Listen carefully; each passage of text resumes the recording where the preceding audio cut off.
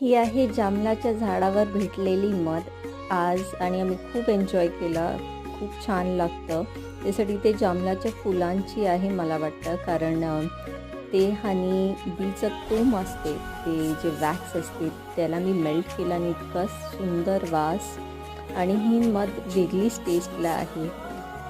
ही माशी एकदम लहान असते आणि इकडले आदिवासी तेलुगून या मधीला चांगलं बोलतात. हेल्थला खूप चांगलं आहे, कारण ते आयुर्वेदिक फ्लावर्सवर पाणी असं वनस्पती त्याच्यावर बसून ते जमा करतात.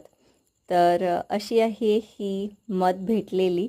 सर्वांना थोडी थोडी भेटली आणि त्यांनी मला जास्तच दिलेली आहे. तर एवढूशा छोटूशा बरणीत मी त्याला भरून ठेवलेली आहे.